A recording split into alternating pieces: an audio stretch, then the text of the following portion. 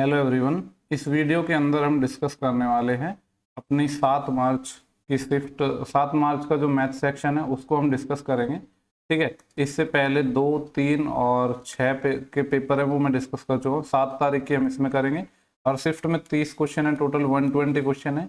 ये जो क्वेश्चन है आने वाले जितने भी एग्जाम है उनके लिए बेनिफिशियल होंगे। ऑन गोइंग जो CHSL का एग्जाम चल रहा है उसके लिए भी हेल्पफुल होंगे। मैं सोच रहा हूँ कि पूरे मैं ये जब चारों शिफ्ट करवा दूंगा तो मैं एक तो आपको कंप्लीट वीडियो प्रोवाइड करवा दूंगा एक 120 क्वेश्चन का, यानी जो मैंने ये 4 पार्ट में प्रोवाइड करवाया इसको मैं एक सिंगल वीडियो में प्रोवाइड करवा दूंगा। और दूसरा मैं सोच रहा हूँ कि जो 120 क्वेश्चन है इनकी मैं सॉल्व PDF भी आपको कंपाइल करके दे दूंगा, जिससे फायदा ये होगा जब आप वीडियो देख लोगे और नेक्स्ट टाइम जब आपको रिविजन करने की जरूरत पड़ेगी तो आप PDF के थ्रू कर सकते हो। ठीक है, मैं सोच रहा हूँ कि अब जितने भी मैं एग्जाम्स के पेपर सॉल्व करवाऊंगा तो मैं आपको सॉल्व PDF दे दूँ। हालांकि देखो वैसे तो जनरली पेड जो पढ़ाते हैं वो लोग ये सब देते हैं, पर मैं सोच रहा हूँ कि ये चीज़ आपके लिए शायद बेनिफिशियल होगी। अगर आपने वीडियो देखे हैं तो फिर क्विक रिवीजन के लिए जो PDF सॉल्व PDF वो आपके लिए काफ़ी बेनिफिशियल होंगे। लेकिन तभी बेनिफिशियल हो पाएंगे जब आपने ऑलरेडी देख रखे होंगे, तभी आप सॉल्यूशन समझ पाओगे, वरना नहीं समझ पाओगे। ठीक है, तो बिना टाइम वेस्ट करे सीधा हम क्वेश्चन को स्टार्ट करते हैं। पहला क्वेश्चन है, बोल रहा है कि निम्नलिखित सेट का एवरेज निकालना है। देखो अब यहाँ पे अपना 693 तक भी जा रहा है डेटा और 596 तक भी जा रहा है। एक तो तरीका ये है कि इसमें डेविएशन लगा और उसको आप सॉल्व करो, लेकिन मैं बोलूँगा कि जो डेविएशन लगाना इसमें बिल्कुल भी समझदारी नहीं होगी। ये डेविएशन इसमें टाइम टेकिंग होगा, तो डेविएशन नहीं लगाना है क्योंकि डेटा में काफ़ी ज़्यादा डिफरेंस है, तो आप कैलकुलेशन करने में बहुत ज़्यादा टाइम लोगे। तो फिर सिंपल मेथड कौन सा है अपना, बेसिक मेथड, सबको जोड़ो और नम जितने टर्म है उसका भाग दो। तो सबको ऐड कर लेते हैं, 3 और 6 9, 9 और 6 15 और 2 17 और 4 21, 22, 22 और 6 28, 28 और 8 कितने हो जाएंगे 36, 36 और 2 38, 3 कैरी आएगी। अब 3 और 8 कितने हो गए 11, 11 और 9 20, 20 और 9 29, 29 और 9 कितने हो जाएंगे अपने पास 38, 38 और 3 41, 41 और 3 44, 44 और 7 51, 51 और 5 56, और 56 और 9 कितने हो जाएंगे 65, इसका आ जाएगा 5। फिर 6 कैरी आएंगे। अब 6 और 6 12, 12 और 4 16, 16 और 8 कितने हो जाएंगे 24, 24 और 5 29, 29 और 9 29 और 1 30 और 8 38, 38 और 6 44, 44 और 5 49, 49 और 3 52, 52 और 6 58। कितने टर्म हो गए टोटल, ये काउंट कर लो, 1 2 3 4 5 6 7 8 9, 9 है ये टोटल। तो 9 पंजे 45 और 9 6 की 54। ठीक है, तो देखो 6 वाली लाइन में आंसर आएगा। एक ही ऑप्शन है जो 6 वाली लाइन में आंसर दे रहा है, तो ज़्यादा मेहनत करने की आपको जरूरत ही नहीं है। ठीक है, तो आप सॉल्व करोगे तो एग्जैक्ट आंसर यही आ जाएगा अपना 650.89 या 88 अप्रोक्स इसके ही आ जाएगा, लेकिन जरूरत नहीं है सॉल्व करने की क्योंकि 6 करके आंसर आएगा और एक ही ऑप्शन है, तो आपको टाइम सेव करना है। बोल रहा है कि सबसे बड़ी 3 अंकों की संख्या हमें फाइंड करनी है जो 3, 5 और 9 से डिविजिबल है। 9 से डिवाइड होने पर 2 रिमाइंडर देती है। ठीक है, देखो इसको 2 तरीके हैं अपने पास सॉल्व करने के। एक तो तरीका है कि आप बेसिक से बना सकते हो, ठीक है। दूसरा आपके पास तरीका है कि आप ऑप्शन के थ्रू भी जा सकते हो। तो यहाँ पे मैं ऑप्शन के थ्रू चले जाता हूँ। ठीक है, तो सबसे बड़ा नंबर फाइंड करना है, नहीं सबसे पहले सबसे बड़े को ही ट्राई करेंगे, 999 को। तो देखो ये 9 से तो है, ठीक है। बोल रहा है कि 3, 5 और 9 से डिवाइड करें तो सेम रिमाइंडर देता है, यानी 2 रिमाइंडर देता है। देखो ये तो 9 से कम्प्लीटली डिविजिबल है, तो 2 रिमाइंडर तो देगा नहीं, यानी ये वाला ऑप्शन नहीं हो सकता। इससे छोटा हम 998 को जब ट्राई करेंगे तो देखो अगर ये 990 होएगा तो पूरा 9 से डिवाइड हो जाएगा, लेकिन फिर 8 रिमाइंडर देगा जबकि हमें 2 रिमाइंडर चाहिए। इसका मतलब ये भी नहीं हो सकता। अब हम बात करते हैं 992 की। 992 में 990 पूरा डिवाइड होता है, 9 से डिवाइड करेंगे तो यहाँ पे 2 रिमाइंडर आएगा। जब अभी इसको 5 से डिवाइड करोगे तो 990 पूरा डिवाइड हो जाएगा, यहाँ पे 2 रिमाइंडर आ रहा है। इसके बाद जब 3 से डिवाइड करोगे तो 3 में भी देखो 990 पूरा डिवाइड हो जाएगा, यानी 2 रिमाइंडर आ रहा है। तो यही अपना ऑप्शन हो जाएगा। हमें फाइंड करना था 3 अंकों का सबसे बड़ा नंबर जो 3, 5, 9 से डिवाइड होने पर 2 रिमाइंडर दे रहा है। इसको चेक करने की जरूरत नहीं है क्योंकि हमें सबसे बड़े की बात करनी थी, तो ये ऑप्शन अपना सही हो जाएगा। देखो प्रोबेबिलिटी का ये जो सवाल है ना, ये बहुत जबरदस्त सवाल है। क्वेश्चन नंबर 3 मुझे लग रहा है कि CGL 2022 के अपने जितने भी क्वेश्चन आए 120 क्वेश्चन, उसमें से ये सबसे बेस्ट तगड़ा क्वेश्चन है। ठीक है, ये वेरी वेरी इंपॉर्टेंट क्वेश्चन है। किसी ने बहुत डीप में पढ़ा होगा या जिसका बैकग्राउंड मैथ रहा होगा, फिर भी लोगों को ये चीज़ दिमाग में नहीं होगी। 11th क्लास में या 11th क्लास में भी ऐसे क्वेश्चन पूछे जाते हैं। ठीक है, देखो वैसे तो पढ़ा तो मैंने भी 11th क्लास में है, लेकिन अभी मेरे को दिमाग में नहीं है, मैंने गूगल किया है तो इसका आंसर मेरे को पता चला है। वैसे बिल्कुल दिमाग में नहीं था मेरे ये सवाल। ठीक है, तो देखो इसको करते कैसे मैं वो आपको बता देता हूँ। यहाँ पे बोल रहे कि एक पर्सन है जो 8 शॉट्स में से 5 बार मार सकता है, ठीक है, 5 बार निशाने पर मार सकता है। बेसिकली यहाँ पे ऐसा होना चाहिए था, 5 बार निशाने पर शॉट मार सकता है, ठीक है। और बोल रहा है कि अगर वो 10 गोलियां चलाता है या 10 फायर करता है तो इस बात की प्रायिकता क्या है कि वह लक्ष्य को 2 बार मारेगा या 2 बार भेद करेगा, ठीक है, टारगेट को 2 बार वो अचीव करेगा या हिट करेगा। तो देखो इसको सॉल्व कैसे करते हैं। बेसिकली इसका एक फॉर्मूला है जो आपको याद करना होगा। फॉर्मूला क्या है, फॉर्मूला मैं आपको बता देता हूँ, NCR, ठीक है, और यहाँ पे हो जाएगा अपना कुछ भी मान लो, जैसे P मान लो, P की पावर यहाँ पे R इंटू, सब मैं बताऊंगा क्या क्या है, और P बार की पावर हो जाएगी अपनी N-R, ठीक है। अब देखो यहाँ पे N क्या है, N है जितनी बार इसने गोली फायर की, यानी 10 बार गोली चलाई इसने, तो N ये 10 शॉट्स हैं, N की वैल्यू तो 10 हो जाएगी। R क्या है, जितनी बार ये भेदेगा लक्ष्य को, तो बोल रहा है कि वह 2 बार लक्ष्य को मारेगा, तो R की वैल्यू हो जाएगी 2। P क्या है, लक्ष्य को भेदने की प्रोबेबिलिटी, बोल रहा है कि 8 में से 5 बार लक्ष्य को भेद पाता है, तो ये हो जाएगा 5/8। और P डैश क्या है, P डैश है लक्ष्य को नहीं भेदने की प्रायिकता। अगर भेदने की प्रायिकता 5/8 है तो नहीं भेदने की कितनी हो जाएगी, 3/8। 1 माइनस 5/8 करोगे तो 3/8 हो जाएगी। ये सारी वैल्यू अगर आप इसमें सब्स्टिट्यूट करोगे तो आपका आंसर आ जाएगा, ठीक है। ये सवाल शायद ही किसी ने किया होगा या फिर तुक्के से किसी का सही हुआ होगा, वरना मैक्सिमम लोगों का ये सवाल नहीं हो पाया होगा। n की वैल्यू कितनी है, 10, तो 10C और 2, और P यानी प्रोबेबिलिटी कितनी है, ये जो भेदने की प्रायिकता है 5/8, इसकी पावर R मतलब ये 2 इंटू, नहीं भेदने की प्रायिकता 3/8 है, और इसकी पावर कितनी आ जाएगी, 10 माइनस 2, N माइनस R यानी 10 माइनस 2 8। इसको सॉल्व करेंगे। अब देखो NCR को सॉल्व करने का तो आपको तरीका पता ही है, मैंने पिछले वीडियो में बताया था। क्या होता है, N का फैक्टोरियल, R का फैक्टोरियल और N माइनस R का फैक्टोरियल, ये फॉर्मूला होता है, आपको आना चाहिए। तो ये क्या हो जाएगा, 10 का फैक्टोरियल यहाँ पे, और ये 2 का फैक्टोरियल हो जाएगा, और 10 माइनस 2 8 का फैक्टोरियल इंटू, ये 5/8 है, इसकी पावर 2 है, इंटू ये क्या है 3/8 है, और इसकी पावर कितनी है 8 है। थोड़ा इसको सॉल्व करते हैं। तो देखो 8 के फैक्टोरियल से तो ये 8 के फैक्टोरियल तो कट जाएगा, यहाँ पे सिर्फ बचेगा 9 गुणा 10, और यहाँ पे 2 का फैक्टोरियल, 2 का फैक्टोरियल क्या होता है, 2 गुणा 1 यानी 2 ही होता है। 2 से मैं इसको काटूंगा तो ये 5 टाइम कट जाएगा, यानी 5 गुणा 9 45, ऊपर आ गया 45 इंटू। अब देखो नीचे अगर मैं बात करूं, यहाँ पे 8 की पावर 2 यहाँ पे है, और यहाँ पे 8 की पावर 8 है, यानी नीचे क्या आ जाएगा, 8 की पावर 10 आ जाएगा। 8 की पावर 10 तो सारे ऑप्शन में। अब देखो 3 की पावर कितनी है, यहाँ पे मैं बात करूँ तो देखो मेरे को 3 की पावर में दे रखे हैं आंसर, तो 3 की पावर अलग करनी पड़ेगी। 3 की पावर यहाँ पे कितनी आ जाएंगी 8, तो फिर बचेगा क्या, 5 की पावर 2 बच जाएगा, यानी 5 की पावर 2 मतलब 25। इसको इन्होंने सॉल्व करके लिख दिया है। इसको थोड़ा और सॉल्व करेंगे, तो मैं इधर यहाँ पे कर रहा हूँ इस कोने में, ठीक है, या इधर ही कर लेते हैं यहाँ पे। ये कितना आ जाएगा, 25 गुणा 45, 25 पंजे 125, 12 कैरी आएंगे, फिर 25 चौके 100, 100 और 12 100, 100 और 12 112, तो कितना आ जाएगा 1125 इंटू 3 की पावर 8, और नीचे क्या है 8 की पावर 10। कुछ ऐसा अपना आंसर आना चाहिए, जो कि ऑप्शन मेरे को नजर आ रहा है डी, ठीक है। तो ये काफी बढ़िया सवाल है, ठीक है, ये चीज आपको दिमाग में रखनी है। देखो इस बार तो फर्स्ट टाइम प्रोबेबिलिटी पूछी गई थी, लेकिन नेक्स्ट टाइम प्रोबेबिलिटी और स्टैटिक्स इनसे अच्छे क्वेश्चन जरूर पूछे जाएंगे, तो ये आपको थोड़ी डिटेल में पढ़नी भी है, और मैं कोशिश करूंगा कि मैं आपको इन पे लेक्चर भी प्रोवाइड करवाऊँ, ठीक है। तो इसको स्क्रीनशॉट ले सकते हो आप। नेक्स्ट क्वेश्चन पर हम चल रहे हैं। देखो नेक्स्ट क्वेश्चन है, ये भी अपना अच्छा क्वेश्चन है, 1-2 क्वेश्चन ठीक ठाक पूछे गए, हालांकि ये तो इतना टफ नहीं है, आसानी से आप कर लोगे। यहाँ पे बोल रहे हैं कि इमारत है जिसकी जो हाइट है वो 680 मीटर है। एक बिल्डिंग है, बी से लिख देता हूँ, जिसकी हाइट 680 मीटर है।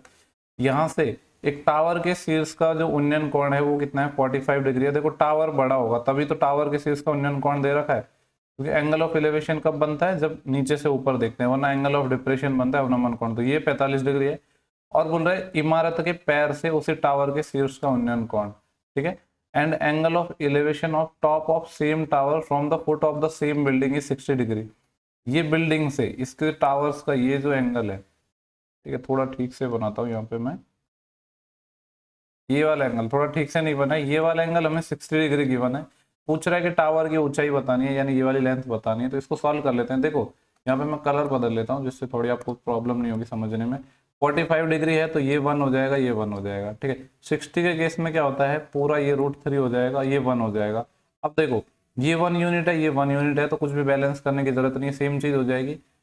पूरी वैल्यू कितनी है अपने पास, √3 है, और इतनी वैल्यू 1 है। हमसे पूछ रहा है टावर की ऊंचाई, टावर कौन सा था, ये वाला, ये टावर था, यानी कंप्लीट लेंथ चाहिए, यानी √3 की वैल्यू चाहिए।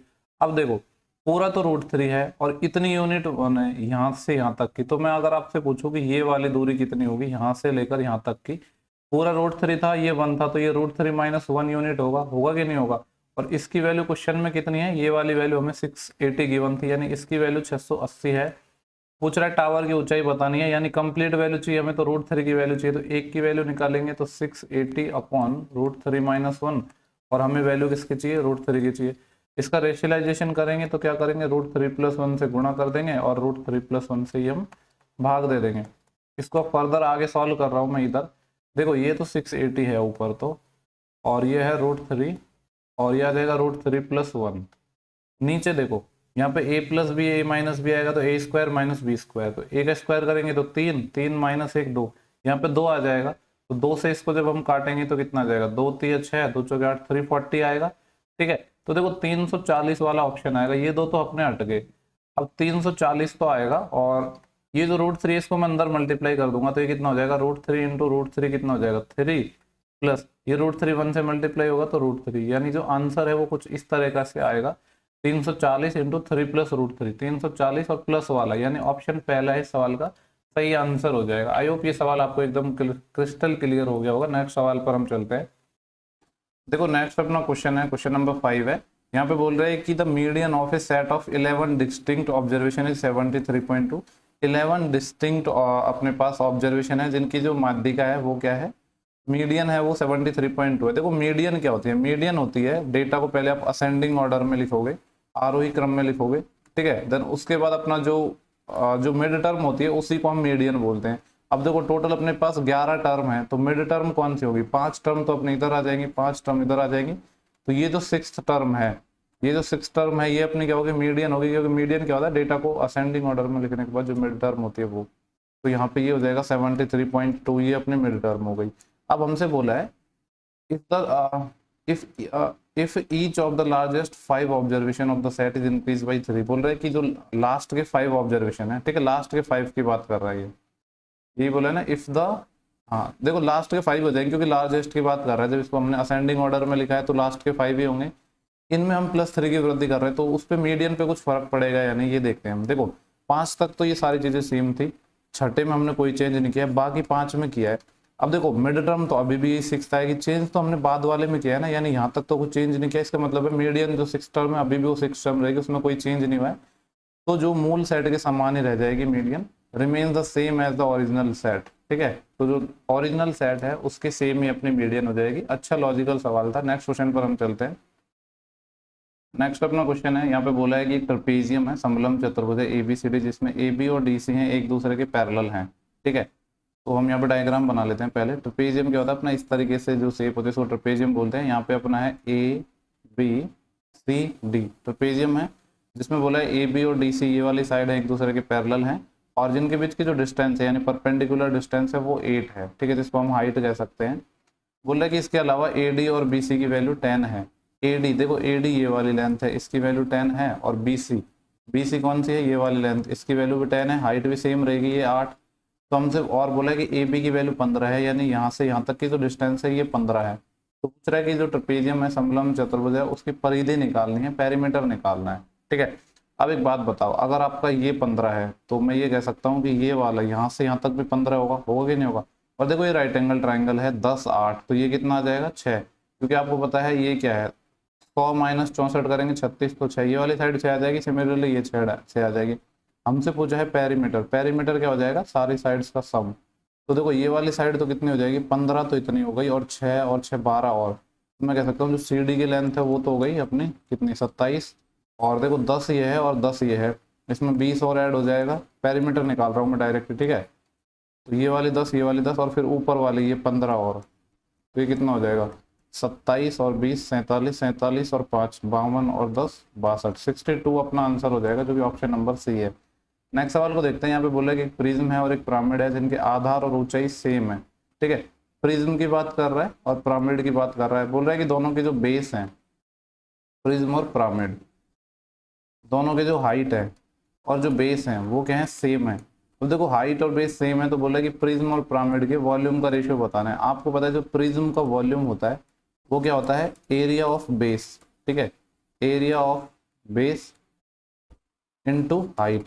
और अपना जो पिरामिड होता है उसका क्या होता है, 1/3 area of base into height. अब देखो बेस का एरिया तो सेम ही रहेगा और हाइट भी सेम है, यहाँ पे बोला है दोनों की जो अपने पास आधार और ऊंचाई सेम है, यानी बेस सेम है और ऊंचाई सेम है, तो ये सारी चीज़ तो सेम होंगी। जब हम वॉल्यूम का रेशियो निकालेंगे तो यहाँ पे तो ये आ जाएगा, सब कुछ कट जाएगा, 1 यहाँ पे 1/3 आएगा, तो 3 फिर ऊपर चले जाएगा, तो ये कितना आ जाएगा 3/1। तो 3/1 आंसर होगा, गलती से 1/3 मत लगा देना, ठीक है। नेक्स्ट सवाल है, बोल रहे हैं कि इसकी वैल्यू फाइंड करनी है। देखो ऐसे सवालों को ना पीछे से सॉल्व करते हैं। यहाँ पे हमसे एक्स स्क्वायर की वैल्यू पूछी है। देखो ये 169 है, 169 का कितना हो जाएगा 13। हालांकि इसमें तो आगे से भी सॉल्व कर सकते हैं। देखो ये 64 है, तो 64 का तो कितना हो जाएगा अपना 8 प्लस 121 का 11 माइनस 169 का 13, तो ये कितना हो जाएगा 11 और 8 19, 19 माइनस 13 6, ठीक है। 6 तो अपना एक्स आ गया, लेकिन हमसे एक्स स्क्वायर पूछा है, तो एक्स स्क्वायर कितना हो जाएगा 6 का स्क्वायर 36 हो जाएगा, ऑप्शन सी। नेक्स्ट सवाल है, बोल रहे हैं कि यदि दो एलईडी टीवी और एक मोबाइल फोन की जो कीमत है वो 31,000 रुपये है। देखो एक अपने पास एलईडी टीवी है और दूसरा अपने पास मोबाइल फोन है, एमबी से लिख रहा हूँ मैं, मान ले रहा हूँ कि एक एलईडी टीवी की प्राइस एक्स रुपये है, एक मोबाइल फोन की कीमत वाई रुपये है। तो बोल रहा है दो एलईडी मतलब 2x और एक मोबाइल फोन मतलब वाई, इसकी जो कीमत है वो 31,000 है। देन आगे बोला है जबकि दो मोबाइल फोन यानी ये 2y और एक एलईडी टीवी यानी x, इसकी जो वैल्यू है वो 35,000 है। हमसे पूछा गया है, तो बोला कि एक मोबाइल फ़ोन की कीमत बतानी है, यानी y हमें फाइंड करना है। तो देखो y फाइंड करने के लिए हम x को सेम बना लेते हैं। अगर इस इक्वेशन को मैंने मल्टीप्लाई कर दिया 2 से, तो यहाँ पे भी 2x है, यहाँ पे भी 2x, तो बात बन जाएगी। तो और फिर 2 में से 1 को माइनस कर दो, तो 2x x तो माइनस हो जाएंगे, y कितना आएगा 2 को जब मल्टीप्लाई करेंगे तो 4y और माइनस y, 2 से मल्टीप्लाई करेंगे दे दो 70,000 आ जाएगा, 70 के माइनस यहाँ पे है 31 के, तो देखो 4y माइनस वाई 3y आ जाएगा, और 70 में से 30 जाते तो 40 बचते, लेकिन एक ज़्यादा और जाएगा, तो क्या बचेगा 39 के। तो y की वैल्यू कितनी आ जाएगी 3 से 13, 13 के मतलब 13,000, तो 13,000 इस सवाल का सही आंसर हो जाएगा। नेक्स्ट सवाल पर चलते हैं। बोल रहे हैं कि यदि बेलन की त्रिज्या 10 सेंटीमीटर है, ऊंचाई 20 सेंटीमीटर है, तो बेलन का आयतन बताना है। आपको पता है बेलन का आयतन क्या होता है, पाई आर स्क्वायर एच। यहाँ पे लेकिन पाई के लिए बोला है कि 3.14 यूज करना है। अगर कुछ नहीं दे रखा तो 22/7 यूज करते हैं, लेकिन अगर कुछ दे रखा है तो वो यूज करेंगे, क्योंकि उसी से अपना एग्जैक्ट आंसर आएगा। तो पाई हो गया। देखो यहाँ पे बोला है रेडियस 10 है, तो इसका स्क्वायर किया 100 इंटू हाइट 20 है। सॉल्व करेंगे, देखो ये 2 0 है, इसके पॉइंट हटाने के काम आ जाएंगे, तो ये 314 बन जाएगा, और इसको 20 से और मल्टीप्लाई करना है, तो लास्ट में 0 तो आएगा ही। और देखो 314 का डबल करना है, तो कितना हो जाएगा 628, 6280 है, ऑप्शन नंबर अपना पहला हो जाएगा। देखो ये अपना जो क्वेश्चन नंबर 12 है ना, मेरे को ये थोड़ा सा डाउटफुल लग रहा है लैंग्वेज में, हालांकि उस हिसाब से आंसर अपने नहीं बैठ रहे। मैं आपको थोड़ा एक्सप्लेन कर देता हूँ। यहाँ पे बोल रहे हैं अगर पी क्यू आर अकेले काम करते हैं तो किसी काम को 5, 10 और 15 दिन में कर सकते हैं। यहाँ पे हम ले लेते हैं पी हो गया, क्यू हो गया, आर हो गया, ये 5 डेज में करता है, 10 डेज में, ये 15 डेज में। एलसीएम कितना आएगा 30, 5 6 की 30, 10 या 30, 15 दूनी 30। बोल रहा है कि पहले दिन पी और क्यू काम कर रहे हैं, तो पहले दिन जब पी और क्यू काम करेंगे तो कितना काम हो जाएगा, 6 ये करता है और 3 ये करता है, 9 काम। फिर बोल रहा है कि जो सेकंड डे है वो पी और आर काम करते हैं, तो पी करता है 6 काम, आर करता है 2 काम, तो सेकंड डे पी और आर काम करेंगे तो 8 काम हो गया। अब देखो मेरे अकॉर्डिंग यहाँ पे क्या होना चाहिए था, ये लाइन नहीं होनी चाहिए थी, P and R second day काम करते हैं, फिर यहाँ पे ये वाली लाइन नहीं होनी चाहिए थी कि P and Q third day काम करते हैं। यहाँ पे सिर्फ होना चाहिए था कि so on till the work is complete, मतलब सेम प्रोसेस आगे चलता रहता है। क्योंकि देखो ये बोल रहा है कि थर्ड डे पी और क्यू काम करेगा, मान लिया हमने थर्ड डे पी और क्यू को काम करवाया, तो कितना हो जाएगा 9 काम हो जाएगा। अब अगर इसके अकॉर्डिंग हम बात करें तो ये कहना चाह रहा है कि ये जो 3 डेज की साइकिल है ये रिपीट हो रही है, ठीक है, इसी तरीके से आगे रिपीट हो रही है। तो पता नहीं इसका आंसर में भी एसएससी दे या ना दे, मेरे को आइडिया नहीं, पर मेरे अकॉर्डिंग थोड़ी लैंग्वेज गलत है, ठीक है। तो उस अकॉर्डिंग तो अपना आंसर आएगा नहीं, तो हमें फिर क्या करना पड़ेगा, यहीं तक ये प्रोसेस फॉलो करना पड़ेगा। यानी पहले दिन पी और क्यू ने किया, फिर पी और आर ने किया, अब दोबारा पी और क्यू रिपीट हो गया, तो अब फिर पी और आर रिपीट होगा। देखो यहाँ तक टोटल कितना काम हो गया, 18 और 8 26 काम हो गया। अब हमें 4 काम करना है, जबकि पी और आर एक दिन में कितना करते हैं, 6 और 2 8 काम करते हैं एक दिन में, जबकि हमें 4 करवाना है, तो कितने दिन में कर देंगे, हाफ डे में। तो टोटल डे कितने हो गए, देखो 3 दिन तो यहाँ पे लगे और चौथे में सिर्फ हाफ डे लगा, तो 3.5 डे आ जाएंगे, 7/2 या फिर 3.5 ले सकते हो। तो उस अकॉर्डिंग आंसर ये हो जाएगा, जबकि मेरे को थोड़ा सा ये डाउटफुल लग रहा है, ठीक है। आप भी थोड़ा इस बारे में अपना कमेंट सेक्शन में सजेशन जरूर देना कि इस क्वेश्चन की लैंग्वेज ठीक है या नहीं। मेरे को थोड़ा सा जो चीज़ लगी मैंने आपको बता दी। नेक्स्ट सवाल है अपना, बोल रहे हैं कि 350 मीटर लंबी एक मालगाड़ी है, 1250 मीटर लंबी एक सुरंग को 80 सेकेंड में पार कर रही है। देखो, जब किसी अगर सुरंग को पार करेगी तो एक तो खुद की लंबाई चलेगी ट्रेन 350 और एक सुरंग की लंबाई और चलेगी 1250, तो मैं कह सकता हूँ टोटल डिस्टेंस चलेगी 12 3 15 और एक 1600 मीटर। और कितने सेकंड में चल रही है? 80 सेकंड में। अगर मैं स्पीड निकालूं तो डिस्टेंस 1600 मीटर है, टाइम 80 सेकंड लग रहा है, 0 से 0 8 दूनी 16, ये 20 मीटर पर सेकंड आ गया, जबकि हमको किलोमीटर में बदलना है। उसके लिए क्या करना पड़ेगा? 18/5 से मल्टीप्लाई, 5 चौके 20 और 18 चौके 72, अब ये आ जाएगा किलोमीटर पर आवर में, तो 72 kilometre per hour, option D हो जाएगा। देखो नेक्स्ट अपना सवाल है, क्वेश्चन नंबर 13 है। यहाँ पे बोल रहा है if one of the interior angle of a regular polygon, किसी जो रेगुलर पॉलीगन है उसका जो इंटीरियर एंगल है वो 15/16 टाइम है किसका? Interior angle of a regular decagon, यानी जो 10 भुज है या सम 10 भुज है उसके इंटीरियर एंगल का 15/16 गुना। हमसे पूछ रहा है find the number of diagonal of the polygon, तो जो पॉलीगन है उसके नंबर ऑफ डायगोनल निकालना है। देखो किसी भी पॉलीगन है उसका जो इंटीरियर एंगल क्या होता है? n-2 इंटू 180 डिग्री होता है टोटल का सम, लेकिन एक का निकालेंगे तो n ये होता है। इसकी जो वैल्यू है वो 15/16 टाइम है किसके? एक जो अपना सम 10 भुज है उसका। अब देखो सम 10 भुज है यानी जो नंबर ऑफ साइड्स हैं वो कितनी है? 10 है, ठीक है। तो अगर नंबर ऑफ साइड्स 10 है तो इसका जो एक इंटीरियर एंगल कितने का होगा? आपको बताया अगर नंबर ऑफ साइड्स 10 है तो सारे एक्सटीरियर एंगल का सम 360 होता है। एक एक्सटीरियर का कितना हो जाएगा? 360/10 36 डिग्री। और आपको ये भी पता है कि इंटीरियर, चाहो तो आप ऐसे भी निकाल सकते हो कि सारे जो इंटीरियर एंगल का सम होता है n-2 इंटू 180 डिग्री, ठीक है। ये कितना हो जाएगा अपना n-2 यानी 10-2 8 गुणा 180 डिग्री, ठीक है। ये तो आ गया अपना सब का। अगर हमें एक का निकालना है तो 10 का भाग दे देंगे, 10 से यहाँ पे भाग दे दो तो 18 इंटू 144 यानी ये 144, इसका जो एक इंटीरियर एंगल 144 है उसका 15/16 गुना है। चाहो एक्सटीरियर निकाल लो, फिर इंटीरियर और एक्सटीरियर का सम 180 होता है, वहां से अभी निकाल सकते हो, जैसे आपकी मर्जी है वैसे निकाल लो, ठीक है। अब देखो यहाँ से सॉल्व करेंगे तो 16 नंबे होते हैं 144 और 15 नंबे होते हैं 135। हमें साइड चाहिए। देखो 15 से यहाँ और काटूंगा, ये 12 टाइम कट जाएगा और ये कितना टाइम कट जाएगा? 9 टाइम कट जाएगा। तो यहाँ से कितना आ जाएगा? 12 से मल्टीप्लाई करेंगे तो 12n माइनस के 24 बराबर ये कितना आ जाएगा? 9n। तो 12 माइनस 9 3n, इसकी वैल्यू 24 आ गई, यानी n की वैल्यू 8 आ गई, यानी जो पॉलीगन है उसकी जो साइड्स है वो 8 है। पूछ रहा है कि नंबर ऑफ डायगोनल बताने, किसी भी पॉलीगन के नंबर ऑफ डायगोनल कैसे निकलते हैं? n-3/2। तो यहाँ पे वैल्यू पुट कर दो, n की वैल्यू है 8, 8 माइनस 3 5/2, 2 से ये 4 टाइम कट जाएगा, 4 पंजे 20। तो इस सवाल का जो सही जवाब है वो 20 आ जाएगा, ठीक है। आई होप आपको क्वेश्चन क्लियर हो गया होगा। नेक्स्ट सवाल पे हम चलते हैं। बोले 4 अंकों का नंबर है, इस तरीके से है 463y है, इसको 7 से डिवाइड करना है तो y की वैल्यू क्या होगी? देखो 7 से डिवाइड करोगे तो 7 पंजे 35 और 7 6 की 42, 4 बचेगा, फिर 43 उतारा, फिर 7 6 की 42 यानी 1 बचा। अब 1 के पीछे क्या लगाएगी? 7 से डिवाइड हो जाए, सिंपल ही बात है कि 4 ही आएगा। तो ये तो सिंपल सा क्वेश्चन है। देखो नेक्स्ट अपना क्वेश्चन सिंपल सा है, साइक्लिक क्वाड्रिलेटरल से है। बोल रहा है कि एक साइक्लिक क्वाड्रिलेटरल है इस तरीके से PQRS, इसको मैं यहाँ से मिला देता हूँ PQRS, साइक्लिक क्वाड्रिलेटरल है जिसमें बोला है कि P है वो 3 टाइम है R का। जैसे R को अगर मैं X मान लूँ तो P इसका 3 टाइम हो गया यानी 3x हो गया, और S है वो Q का 4 गुना है। S है यानी ये वाला एंगल है Q का 4 गुना है, अगर Q को मैं Y मान लूँ तो इसका 4 गुना है यानी 4y। देखो यहाँ से आपको पता है कि साइक्लिक क्वाड्रिलेटरल में आमने सामने के एंगल्स का सम 180 डिग्री होता है। तो यहाँ से अगर हम वैल्यू जब फाइंड करेंगे तो ये 3x और x, ये 4x कितना हो जाएगा? 180 डिग्री, ठीक है। यहाँ से x कितना आ जाएगा? 45। सिमिलरली यहाँ पे इनका सम 4y और y 5y है, ये अपना 180 डिग्री हो जाएगा, यानी यहाँ से जो y है वो 36 निकल के आएगा। हमसे पूछा है एंगल S और R का सम बताना है। S मतलब 4y और R मतलब x। y की वैल्यू 36 है तो 36 चौके कितने हो जाएंगे? 144, और x अपना 45 है, तो 5 और 4 9 और 14 और 4 18, 189 डिग्री आएगा, जो कि ऑप्शन नंबर अपना डी हो जाएगा।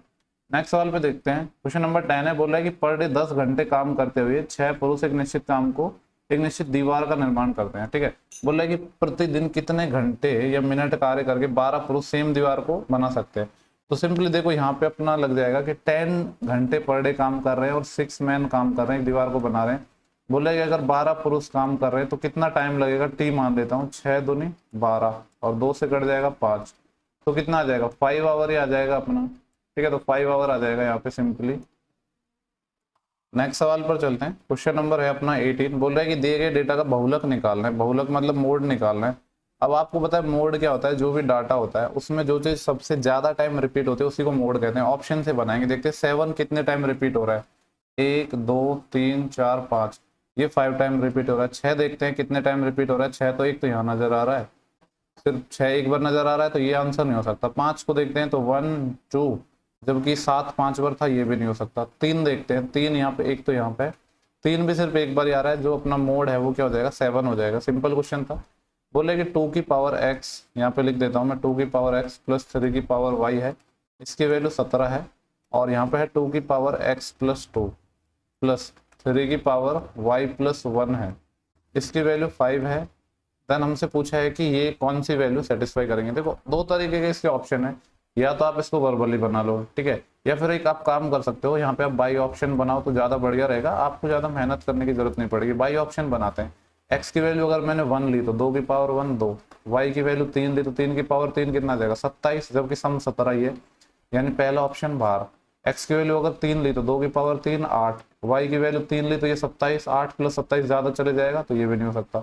x की वैल्यू अगर 3 ली तो 2 की पावर 3 8, प्लस y की वैल्यू अगर मैंने 2 ली तो 3 की पावर 2 9, ये 17 हो रहा है। इसको और सेटिस्फाई करवा के देख लेते हैं। x की जगह मैंने 3 लिया है तो 3 प्लस 2 5, यानी 2 की पावर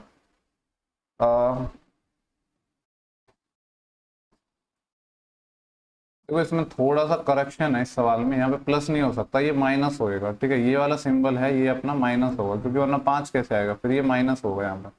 तो x को 3 लेना था तो 3 प्लस 2 5, 2 की पावर 5 32, माइनस y को 2 ले रहे हैं तो 2 प्लस 1 3, तो 3 की पावर 3 27, तो 32 माइनस 27 5, तो ये वाला ऑप्शन सेटिस्फाई करेगा, ठीक है। नेक्स्ट सवाल देखते हैं। बोले कि which of the following number is divisible by 11, कौन सा नंबर 11 से डिविजिबल है, ये आपको चेक करना है, ये आपको होमवर्क है। सिंपल सा है कि 11 का डिविजिबिलिटी का रूल आई थिंक सबको आता होगा। नेक्स्ट सवाल है, बोल रहा है कि दो अपने पास ट्राइंगल है ABC और PQR, जो क्या है कॉन्ग्रुएंट है, ठीक है। ये अपना A हो गया, ये B हो गया, ये C हो गया, जिस सीक्वेंस में दे रखे हैं उसी सीक्वेंस में लिखने जरूरी होते हैं। PQR कॉन्ग्रुएंसी का तो आपको पता है कि जो साइड भी इक्वल होंगी करस्पॉन्डिंग, और एंगल भी इक्वल होंगे। बोल रहा है कि AB की वैल्यू 5 है तो ये भी 5 हो जाएगी। बोल रहा है कि B 40 है, अगर ये वाला एंगल 40 डिग्री है तो ये वाला भी 40 डिग्री हो जाएगा। और बोला है कि A 80 है, अगर ये 80 डिग्री है तो ये भी 80 हो जाएगा, ठीक है। अगर इसको निकालने की जरूरत पड़ी तो 8 और 4 12, ये 60 हो जाएगा, ये वाला भी 60 हो जाएगा।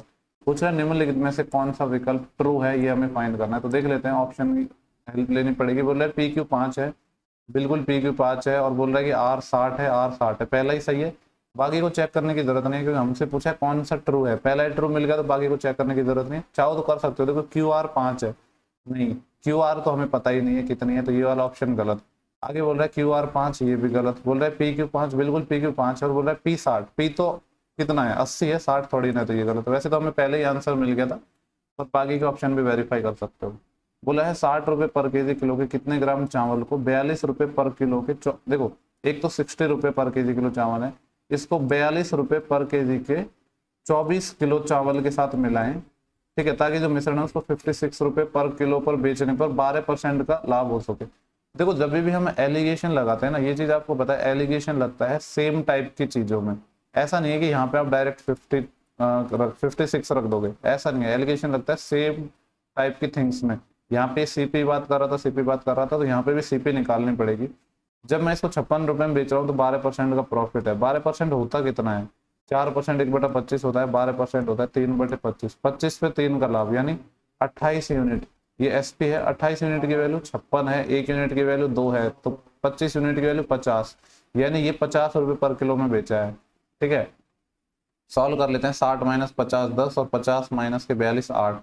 यहाँ पे 10 की वैल्यू 24 है। हमसे पूछा क्या है इसने कि 60 रुपए पर केजी के कितने चावल मिलाएं। अगर 10 की वैल्यू 24 है, कितना टाइम है, 2.4 टाइम है, 8 का 2.4 टाइम कर दो, 2.4 इंटू 8, तो ये कितना आ जाएगा, 8 चौके 32, 80 लाई 3, 8 दूनी 16 और 3 19, 19.2 आ जाएगा, जो कि अपना ऑप्शन नंबर ये हो जाएगा, ठीक है। नेक्स्ट सवाल पे चलते हैं। बोला कि एक सेल में एक दुकानदार 45% छूट देता है, यदि ग्राहक ने बिक्री के दौरान 330 रुपए का भुगतान किया तो शर्ट का मार्क प्राइस क्या है। 45% होता है 9/20, ठीक है। MP अपना 20 था, 9 का छूट दे दिया तो सेलिंग प्राइस आ गई 21, 21 के लिए ग्राहक जो पे कर रहा है वो 330 रुपये पे कर रहा है, और हमसे पूछ रहा है कि इसका सॉरी 20 माइनस के अच्छा 20 पर 9 का डिस्काउंट है, ये 11 आएगा, 11 की वैल्यू इतनी है, हमसे 20 की वैल्यू फाइंड करवा रहा है, तो ये कितना आ जाएगा 11 33 30 गुना, तो 20 का 30 गुना कितना आ जाएगा 600 रुपये, ऑप्शन बी हो जाएगा। नेक्स्ट सवाल है, बोल रहा है कि ए प्लस बी का 20%, तो ए प्लस बी का 20%, इसको परसेंटेज को ऐसे लिखा रहने दो, परसेंटेज से परसेंटेज कट जाएगी, ये बराबर है ए माइनस बी के 30% के, तो ये 30% हो गया, परसेंटेज से परसेंटेज कैंसिल हो जाएगी, 0 से 0 कैंसिल हो गया, तो यहाँ से ए प्लस बी अपन ए माइनस बी की वैल्यू सिंपली निकल जाएगी, यहाँ पे 3 बचा है, यहाँ पे 2 बचा है। अगर ए और बी निकालेंगे तो आपको पता है कंपेंडेंडो एंड डिविडेंडो लगाएंगे, सी एंड रूल, दोनों को जोड़ेंगे तो बी से बी कट जाएगा, ऊपर 2 आएगा, नीचे 2 भी आएगा, जिससे 2 से 2 भी कट जाएगा, 3 प्लस 2 ऊपर 5 आएगा, नीचे 3 माइनस 2 1 आएगा। तो पूछ रहा है कि बी का कितना परसेंट ए के बराबर है, बी का कितना परसेंट ए के बराबर है। देखो मैं मान लेता हूँ कि बी कितना है 1, इस 1 का जो x% है, x% मतलब x बटे 100, ये बराबर है a के, a मतलब 5, तो सिंपली बात है यहाँ पे 500 आ जाएगा। वैसे भी आपको समझ आ रहा है, यहाँ पे हमसे पूछा था कि b का कितना परसेंट a के बराबर है, तो b की वैल्यू 1 है और ये इसका 5 टाइम है, तो इसका 500% करना पड़ेगा तभी ये इक्वल हो पाएंगे। नेक्स्ट सवाल है, बोले उन बिंदुओं के निर्देशांक ज्ञात करने हैं जहाँ ग्राफ है इस बिंदु के अक्षों को काटता है, ठीक है। Find the coordinate of the points where the graph cuts the coordinate axis, coordinate axis मतलब एक्स एक्सिस को और वाई एक्सिस को काटता है, ठीक है। अब देखो अगर एक्स एक्सिस को काटेगा कोई ग्राफ अपना, तो ये वैसे इंपॉर्टेंट क्वेश्चन भी है, एक्स अक्ष का समीकरण क्या होता है, वाई बराबर 0, इसमें वाई पहले 0 जब रखेंगे हम तो क्या आएगा 57x इक्वल टू 399, तो यहाँ से x कितना आ जाएगा 5 गुना ही आएगा ना, एक सेकेंड 57, ठीक है 5 नहीं सॉरी ये कितना आ जाएगा 7 गुना आ जाएगा, 7 गुना यानी x की वैल्यू 7 आ गई। और y कोऑर्डिनेट का इक्वेशन होता है x बराबर 0, जब यहाँ पे x 0 रखेंगे तो ये आ जाएगा माइनस का 19y बराबर 399, तो यहाँ से y निकालेंगे तो कितना आएगा, माइनस का आंसर आएगा 19 दूनी 38, फिर बचेंगे कितने 1, 19 एकम 19, यानी x अपना 7 आएगा, y माइनस 21। तो कोऑर्डिनेट क्या हो जाएगा, देखो x अक्ष का कोऑर्डिनेट y बराबर तो 0 होता है, तो x की वैल्यू 7 आ गई, y 0 आ गया, और यहाँ पे x तो 0 है और y कितना है माइनस 21, तो देख लो कौन सा ऑप्शन है, 7 0 ये नहीं है, 7 0 ये नहीं है, 7 0 है, 0 माइनस 21 है, ये सही, यहाँ पे प्लस 21 है, ये नहीं हो सकता, तो ये भी इंपॉर्टेंट क्वेश्चन है, ठीक है। देखा जाए ना तो मुझे मैथ्स की अगर बात करूँ तो ये शिफ्ट ज़्यादा सही लगी, ठीक है, फिर भी इसमें लोगों को ठीक ठाक स्कोर आ रहा है, उसका रीज़न ये है कि लोगों को थोड़ा पता था किस टाइप का पेपर आ रहा है, जबकि इसमें मेरे को ठीक लगी, इसमें काफ़ी क्वेश्चन अच्छे पूछे गए। रजनीश ने एक बैंक में 1500 रुपये उधार लिए और 2 समान वार्षिक किस्तों में ब्याज के साथ पूरी राशि का भुगतान किया, ठीक है। पहली किस्त रजनीश द्वारा बैंक से उधार लेने के 1 साल बाद भुगतान की गई, यदि ब्याज की दर 40% पर ईयर थी जिसे वार्षिक रूप से संयोजित किया गया था, तो रजनीश द्वारा भुगतान की गई प्रत्येक किस्त का मूल्य निकालना है। बेसिकली ये देखो कंपाउंडेड एनुअली है, यहाँ पे शायद थोड़ा टाइप करना भूल गए, 40% है, ये कंपाउंडेड एनुअली यानी CI के अकॉर्डिंग है ये। तो बेसिकली क्या हो गया, यहाँ पे CI के 2 इंस्टॉलमेंट की बात कर रहा है, एक बोल रहा है कि 1500 रुपये उधार लिया है जिनको 2 इक्वल इंस्टॉलमेंट में दिया है। अब देखो 40% कितना होता है अपना, 40% होता है 2/5, तो प्रिंसिपल और यहाँ से अपना जो इंस्टॉलमेंट आ जाएगा, देखो 40% होता है 2/5 यानी 5 पे कितना है 2 का ब्याज, तो ये आ जाएगा 5 और ये आ जाएगा 7, ठीक है। अब जो सेकंड है उसमें क्या आता है, जैसे 2 साल है तो स्क्वायर आता है, 3 साल है तो क्यूब, इस तरीके से चलता जाता है, तो यहाँ पे आएगा 5 का स्क्वायर और यहाँ पे आएगा 7 का स्क्वायर। अब ये तो अपना प्रिंसिपल है और ये इंस्टॉलमेंट है, इंस्टॉलमेंट तो सेम होनी चाहिए, यानी इसको 7 से मल्टीप्लाई करना पड़ेगा, अलग कलर लेके मल्टीप्लाई कर देता हूँ, तो ये अपना 7 से मल्टीप्लाई, तो इधर भी 7 से मल्टीप्लाई, यानी अगर मैं टोटल प्रिंसिपल की बात करूँ तो 35 यूनिट तो यहाँ से आ गया और 25 यूनिट ये है, तो टोटल कितना हो जाएगा अपना, ये 30 20 50 60 यूनिट आ गया। इस 60 यूनिट की वैल्यू क्वेश्चन में हमें 1500 रुपये गिवन है, एक 0 से एक 0 कट जाएगा, तो 1 यूनिट की वैल्यू कितनी आएगी, 6 से काटेंगे, 6 दूनी 12 बचे 3 6 5 30, 1 यूनिट की वैल्यू 25 रुपये आ गई। हमसे पूछा है प्रत्येक किस्त कितने की थी, 49 रुपये की, तो 49 की वैल्यू निकालनी है, 49 इंटू 25, 25 9 225, 22 असिल और 25 चौके 100, 100 और 22 122, तो कितना आ जाएगा 1225, 1225, ठीक है। ये अपना आंसर हो जाएगा। देखो एक बार मैं फिर से एक्सप्लेन कर देता हूँ, यहाँ पे बोल रहा है कि रजनीश ने 1500 रुपये उधार लिए, ठीक है, और उसने क्या किया, जो इंटायर अमाउंट है उसको 2 इक्वल एनुअल इंस्टॉलमेंट में पे किया है। फर्स्ट इंस्टॉलमेंट पहले ईयर के एंड में दी, और then the rate of interest was 40% per annum compounded annually. अब देखो मतलब यही हो गया कि 2 साल में कंपाउंडेड है और इक्वल इंस्टॉलमेंट है। नेक्स्ट क्वेश्चन पे चलते हैं। नेक्स्ट अपना क्वेश्चन है, बोला है कि sum triple itself in 9 year at simple interest, find the rate of interest per annum. कोई साधारण ब्याज की दर से 9 ईयर में कोई प्रिंसिपल है वो 3 टाइम होगा। देखो प्रिंसिपल को जैसे आप 1 मान लो, तो टाइम अपने पास कितना है 9 ईयर है, और ये 3 टाइम हो गया, यानी अमाउंट कितना हो गया 3 हो गया। 1 से कोई चीज़ 3 होगी तो जो इंटरेस्ट है, सिंपल इंटरेस्ट है, वो कितना है 2 यूनिट। तो ऐसा ही बराबर PRT अपन 100 लगाएंगे, P की वैल्यू 1 है, रेट हमें फाइंड करनी है, और टाइम अपने पास 9 है, और यहाँ पे 100 आ जाएगा। तो ये कितना आ जाएगा, R निकालेंगे तो इधर आ जाएगा 200 और डिवाइड बाई 9। सॉल्व करेंगे तो 9 दूनी 18, फिर बचेंगे 2, 20 हो जाएंगे, 9 दूनी 18, तो 22 2/9% आ जाएगा। कौन सा ऑप्शन है, फोर्थ ऑप्शन। नेक्स्ट क्वेश्चन है, बोल रहा है कि A 75,000 के साथ एक व्यवसाय शुरू करता है, बिजनेस स्टार्ट करता है, और B 80,000 के साथ 5 महीने के बाद उसमें इंक्लूड हो रहा है, शामिल हो रहा है। 1 ईयर के बाद अगर इतने रुपए का टोटल प्रॉफिट है तो A और B का हिस्सा निकालना है। देखो सिंपली A है, ये अपने पास B है। देखो थोड़ा कैलकुलेशन को आसान बनाने के लिए मैं इसके 3 जीरो काट रहा हूँ, इसके भी मैं 3 जीरो काट रहा हूँ, ठीक है। 5 से और काट सकते हैं इसको, वैसे तो 5 से इसको काटूंगा तो ये कितना टाइम कट जाएगा, 5 से 15, 15 और 5 से ये 16, यानी इसने 15 यूनिट पैसे लगाए, इसने 16 यूनिट पैसे लगाए, इसने तो 12 महीने के लिए लगाए, लेकिन बी है वो 5 मंथ के बाद आया है। तो 5 मंथ के बाद आया तो कितने महीने के लिए पैसा लगाया होगा, 7 महीने के लिए। तो ये प्रॉफिट का रेशियो आ जाएगा, ये कितना हो जाएगा 15-12। कुछ कटेगा क्या यहाँ पे, 4 से कट जाएगा, ये 3 टाइम और 4 से ये 4 टाइम, तो ये आ जाएगा 45, और इधर आ जाएगा अपना ये 28। टोटल जो प्रॉफिट है वो है 40800। यहाँ से अगर टोटल प्रॉफिट देखें तो कितना है, 8 और 5 13, एक असिल, और 2 और 4 6, और एक 7, 73 की वैल्यू है 408,800, यानी 408 और 800।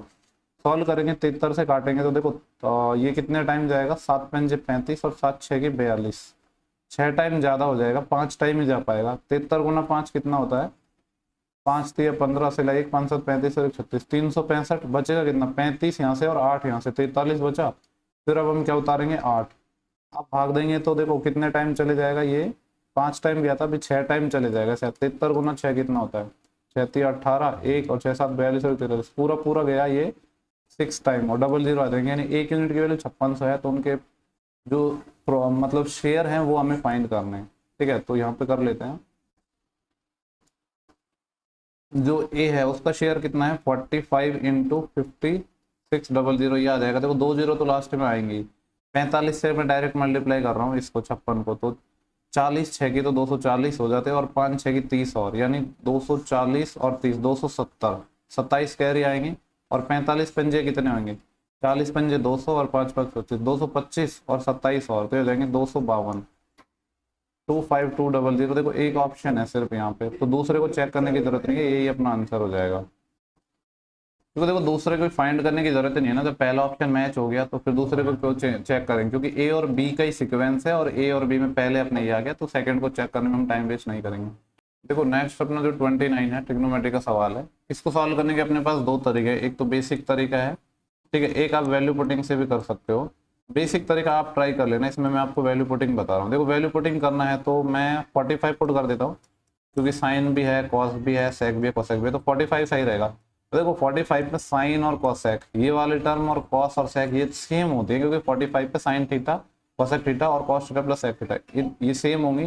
तो मैं कह सकता हूँ ये कितना आ जाएगा 2 लिख देता हूँ इसको, क्योंकि ये वाली ब्रैकेट भी सेम आएगा, ये भी सेम आएगा, और फिर यहाँ पे वैल्यू रख देता हूँ। साइन 45 1/√2 प्लस कोसेक 45 कितना होता है √2, और इसका स्क्वायर करना है, तो सॉल्व कर लेते हैं। 2 इंटू √2 तो अपना एलसीएम आ जाएगा, तो ये आ जाएगा 1 प्लस √2 इंटू √2 2, और उसका करना है स्क्वायर, तो 2 इंटू 1 प्लस 2 3, 3 का स्क्वायर 9, और यहाँ पर √2 का स्क्वायर करेंगे तो 2, 2 से 2 कैंसिल हो जाएगा 9 आंसर आना चाहिए 45 रखने पर।